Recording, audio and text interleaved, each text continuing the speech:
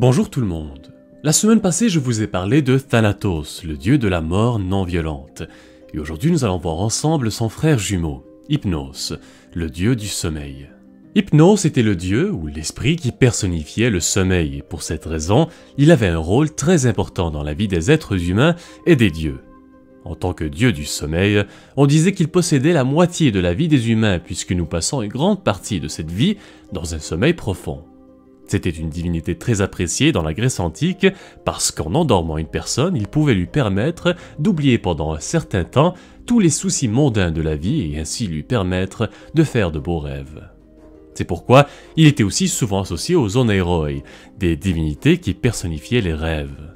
Les origines d'Hypnos dans la mythologie grecque classique étaient similaires à celles de Thanatos. C'était l'un des premiers dieux du panthéon grec, né de la déesse Nyx, la déesse de la nuit. Le père d'Hypnos n'est pas toujours nommé, mais certaines sources anciennes font référence à Ereb, le dieu primordial des ténèbres, comme étant son père. Et parce qu'il était le fils de Nyx, Hypnos avait également de nombreux frères et sœurs, mais il était le plus étroitement associé à son frère jumeau, Thanatos.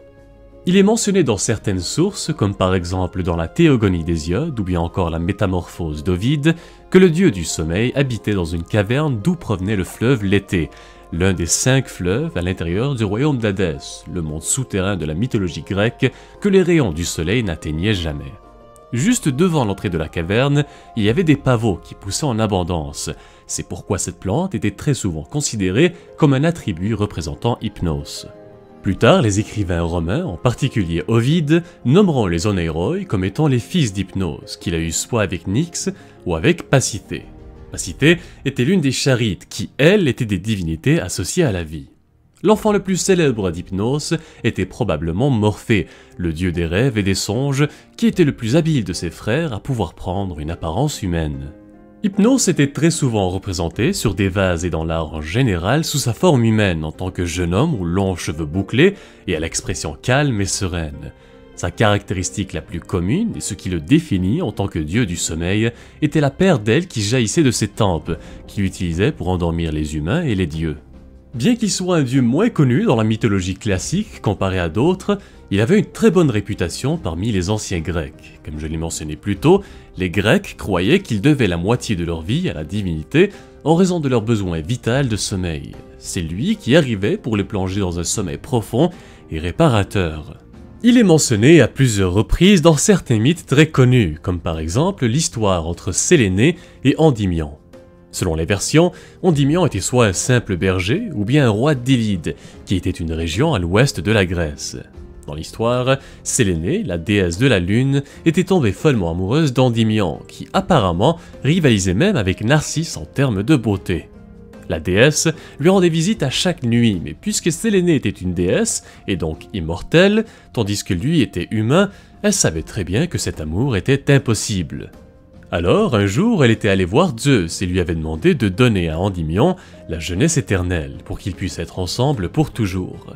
Mais Zeus avait une autre idée en tête, il ne souhaitait pas le rendre immortel, et c'est pourquoi il demanda plutôt à Hypnos de le plonger dans un sommeil éternel, mais avec les yeux grands ouverts, lui permettant ainsi de regarder pour toujours Séléné et permettant à la déesse de la lune de continuer de le visiter jour après jour pour admirer son visage. Il avait également joué un rôle majeur dans l'Iliade d'Homère lorsque Héra, la reine des dieux, avait tenté à 2 reprises d'utiliser les pouvoirs du dieu du sommeil. La première fois, elle voulait se venger du demi-dieu et fils de Zeus, Héraclès, pour avoir participé à la destruction de la ville de Troie. Elle avait fait appel à Hypnos pour endormir Zeus, puis, peu de temps après, elle déchaîna des vents puissants sur la mer alors que le héros tentait de rentrer chez lui. Plus tard, après son réveil, Zeus était furieux et cherchait à punir Hypnos, mais celui-ci avait réussi à s'échapper de lui en se cachant avec sa mère, Nyx, que même le roi de l'Olympe craignait. La deuxième fois, Héra était retournée voir Hypnos pour lui demander une fois de plus de plonger Zeus dans un sommeil profond. Cette fois, la déesse voulait aider les Grecs à gagner la guerre de Troie, alors elle avait élaboré un plan qui allait assurer leur victoire. D'abord, elle devait séduire Zeus, et pour accomplir cette tâche, elle avait appliqué des huiles aromatiques et du parfum d'ambroisie sur elle. Ensuite, elle avait demandé à la déesse de l'amour, Aphrodite, de lui donner une amulette magique pour s'assurer que Zeus allait tomber complètement amoureux d'elle. La dernière chose dont on avait besoin pour ce plan, c'était la participation et les pouvoirs d'Hypnos. Au début, il était réticent, il n'avait pas oublié à quel point Zeus était furieux la première fois qu'il l'avait endormi. Et c'est pour cette raison qu'il avait rejeté l'offre initiale de la déesse. Mais lorsque Héra lui avait promis en retour la main de la belle Pasithée en mariage, en jurant sur le fleuve Styx et devant les dieux des enfers, Hypnos avait reconsidéré son offre avant de finalement accepter. La reine des Olympiens avait alors séduit Zeus au sommet du mont Ida, et pendant qu'il était en train de prendre sa femme dans ses bras, Hypnos utilisa ses ailes et l'endormit rapidement. La seconde où Zeus avait fermé ses paupières, Hypnos s'était alors métamorphosé en oiseau pour aller à la rencontre du dieu de la mer, Poséidon, pour lui dire que Zeus était en train de dormir. En apprenant ça, Poséidon eut juste assez de temps pour aller aider les Grecs dans leur guerre contre Troie. La grande différence par rapport à sa deuxième intervention d'Hypnos était que cette fois-là, Zeus n'a jamais découvert qu'il avait été trompé et piégé par le dieu du sommeil. Au cours de l'histoire, Hypnos apparaît dans de nombreuses œuvres d'art et a inspiré plusieurs artistes. L'une des œuvres d'art les plus célèbres à son image est une tête en bronze, aujourd'hui conservée au musée britannique de Londres. Cette tête de bronze représente le dieu avec ses ailes uniques qui jaillissent de ses tempes. Dans la culture populaire, Hypnos est souvent décrit comme une figure mystique et puissante qui peut contrôler et manipuler les rêves et le subconscient des gens. Après tout, son nom est même à l'origine du mot hypnose.